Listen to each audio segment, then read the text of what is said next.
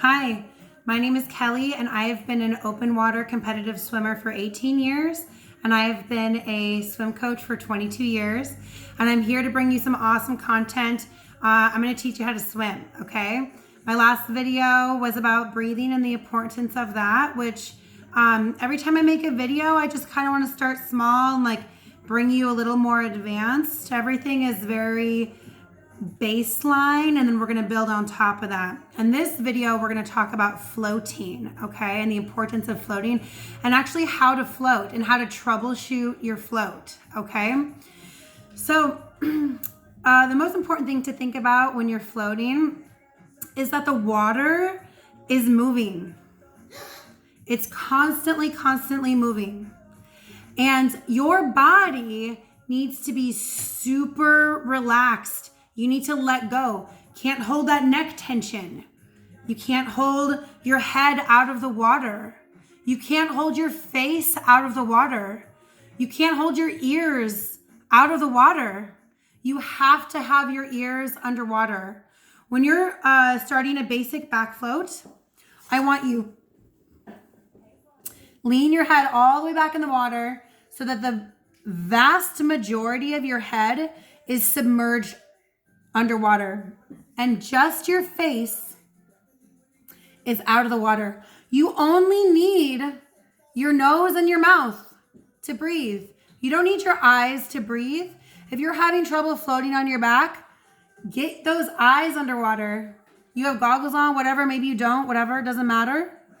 Your nose needs to be out of the water and your mouth needs to be out of the water. And technically your nose doesn't need to be out of the water, just your mouth. But if you watched my last video about breath work, then I go into detail about that.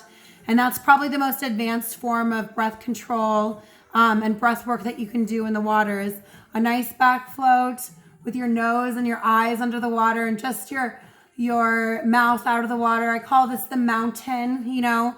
You want the zenith, the highest peak of the mountain, you know, to be out of the water here when you're doing your back floats. Your head weighs about 20 pounds. That's a lot of weight. If you have half your head out of the water, that's 10 pounds. That's 10 pounds that's pushing you down and making you sink. It's so counterintuitive. Floating and swimming is very counterintuitive unless you were just born into it like I was and just kept going right through it. You know, I'm like a third or fourth generation competitive swimmer. You know, I don't even know.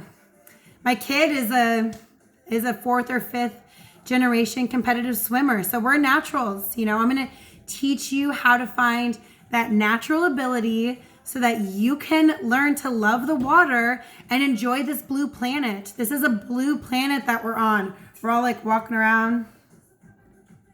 Let's get in the water. So we're going to start with our floats on this video. So the reason why it's really important to take our body weight into consideration, once you shove all your body underwater, try to sink. Try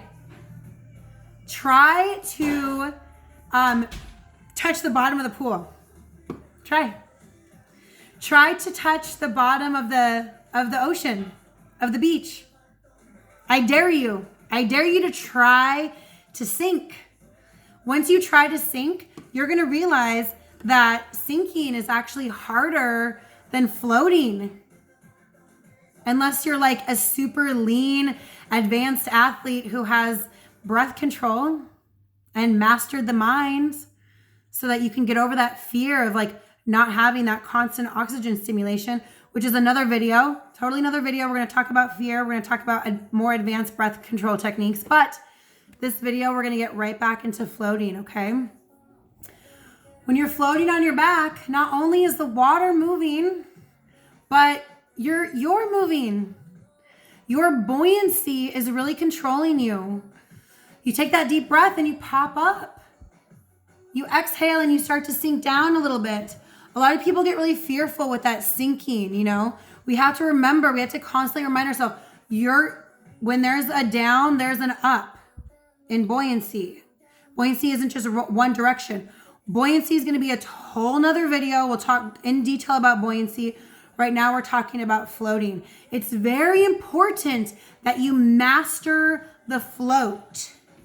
It's very important that you can be on your back, breathing underwater, with your eyes underwater, with your ears underwater. Maybe just the mountain is above the water, your nose and your mouth, but maybe not even your nose. You know, when I'm swimming backstroke, or when I'm swimming on my back at all, or when I'm just floating, my nose is underwater. And the reason is because my center of buoyancy is offset.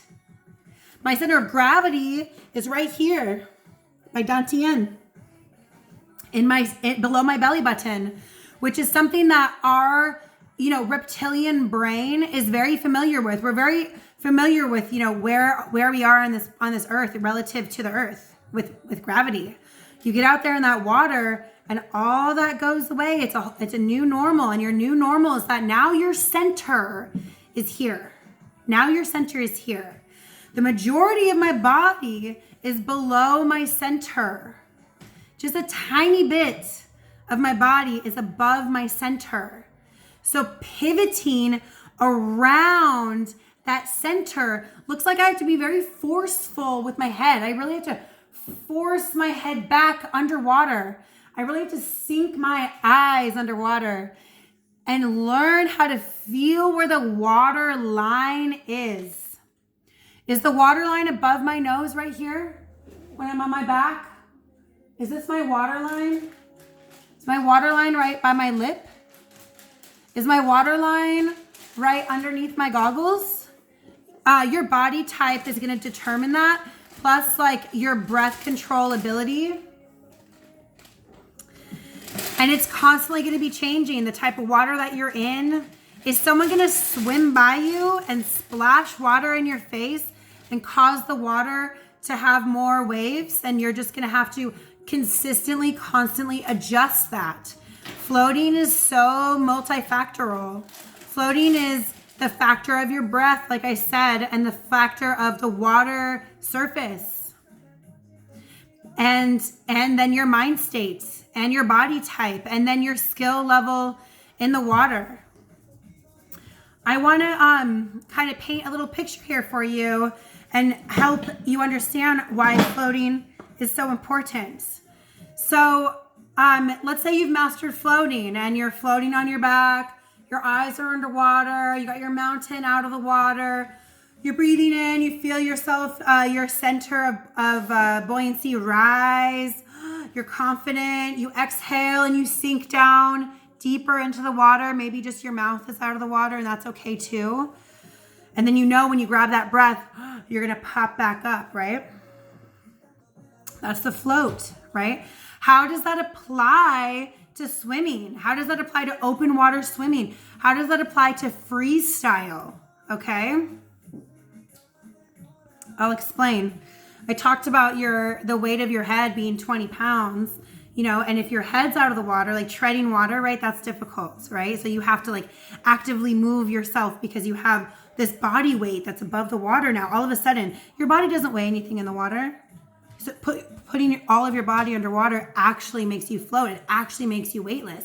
If you have 20 pounds, 30 pounds over nothing, that's going to force you down to sink. That's what an active drowning victim looks like. It looks like 45 pounds, my arms, my head, my shoulders, flailing above the water. Help me, help me, help me, over nothing, right? That's active drowning, right? We don't want to do that. We don't want to actively be drowning. Swimming freestyle is very close to active drowning if you don't have that float down, which the big component of the float is buoyancy, which again, that's going to be another video. Here, I really want you to just practice that float on your own. Take into consideration what I'm saying. Maybe you can't get to a pool right now. That's fine. Maybe you can get to your bathtub, or maybe you can just lay on your back and you can just practice that breath, and practice kind of pivoting your body around that center of buoyancy, right? Even on dry land, just that visualization can really help you. Let's pretend like I'm horizontal, okay? Let's pretend like I'm swimming, okay? I pull my arm, my head's underwater, right? Here's the water line. My head's underwater. I pull my arm's underwater. This arm is underwater. All my body's underwater, right? I'm in this, what I call swordfish position. I turn my head to take a breath. Wait a minute. Now I have half my head out of the water, just depending on my head position, right? Poor head position is like full head out of the water, right? For taking that breath, 20 pounds pushing you down. Great head position is where none of your head is out of the water while you take that breath, and you have a pocket, right? Which that's an advanced position, and you're definitely not going to get there. Try not to recreate the pocket. The pocket is like a magical unicorn that just pops out of, the universe when you have skills, okay? And I'm really, really going to help you get those skills, okay? So since you don't have the pocket, which the pocket is created by the wake and the speed and the hydroplane of my body when I'm swimming at a certain speed, right? With a certain efficiency. The wake of my head drops down just right before my breath. That's the pocket, okay? But you can only get that, that's the carrot, you get that at the end. You don't get that in the beginning, okay? A lot of people try to recreate that pocket with that poor body, that poor head position, right? And it really, it's just making you sink. It's just making the lower half of your body, which is so difficult to pivot around your center of buoyancy, right? So we really have to work with that buoyancy, and we really have to work with that breath, which was the first video, and we really have to get comfortable in our float. So again, I'm out here nice and horizontal. I pull my arm all the way back. I have nothing above the water. I turn my head. And now what? My arm comes out of the water. How much does your arm weigh, right? And I try to take my breath at the same time. So I push my hand down because now the weight of my arm is forcing me down. I didn't get that breath. How do you hack that? How do you hack that? As a beginner swimmer, as an athlete, as a competitive athlete, if I'm doing a marathon swim, this is how I swim. This is how I swim. If I'm doing a marathon swim, if I'm doing an ultra swim, this is how I swim. I do not breathe with my arm in the air, okay? You are not Katie Ledecky. I am not Katie Ledecky, okay? I don't have that monster kick for a mile, I do have a really nice kick, I call it my rooster tail. But my point remains the same. Don't waste all this energy pushing your arm down, driving your kick just to get a breath. Wait for it. We'll talk about that in our buoyancy. Wait for it is buoyancy. Waiting is buoyancy. Waiting. That's buoyancy. We're going to talk about that in the next video. Right now, you're getting into your float. You're realizing I cannot float with my head above the water. So I have to keep my head down. I have to blow bubbles out of my nose. I have to get water in my ear. Put water in your ear. If you want to be a swimmer, your ears are going to get wet. Okay? Facts. Okay? If you're avoiding getting water in your ear, you have poor body position.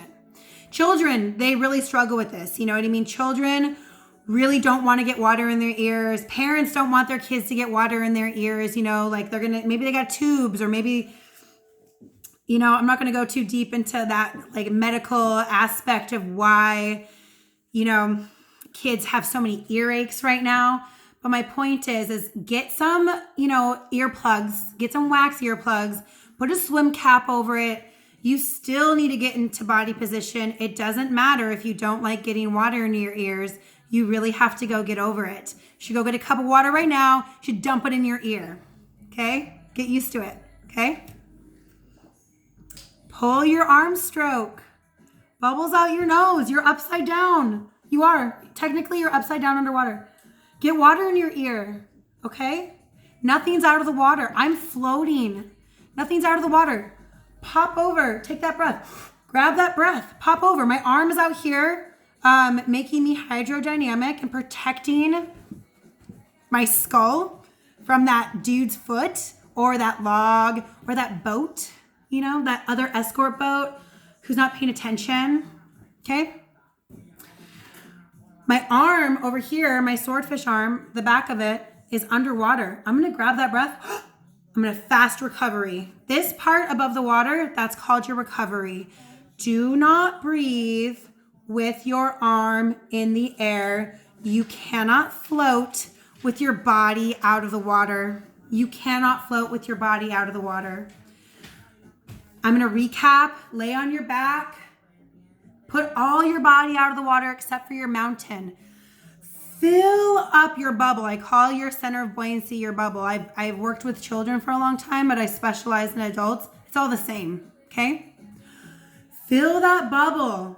When you start to sink on your exhale, because you're exhaling, when you start to sink, it's okay. If you're sinking too much, grab another breath. Play with it. Play with your floats. Play with your buoyancy. We're going to go deeper into buoyancy. I brought some supplements here. We're talking about floating. You know, and I think this is when fear kind of pops up a lot. Is when you're just drifting off in the ocean and you have no idea what's happening, right? You don't know where you're going. Your sense of your surroundings are totally different. And something that you can take to really or what I take personally to really calm me down in general in life is ashwagandha extract from Seeking Health. I have an affiliate link in my YouTube account. Go through it. We all need a lot of supplements right now. This is a time to do a lot of self-work. This is a time to learn how to swim. I want you to watch my videos. And when all this pandemic is over, it's going to be time to get in the water. You're going to have a lot of skills. Okay? You're welcome.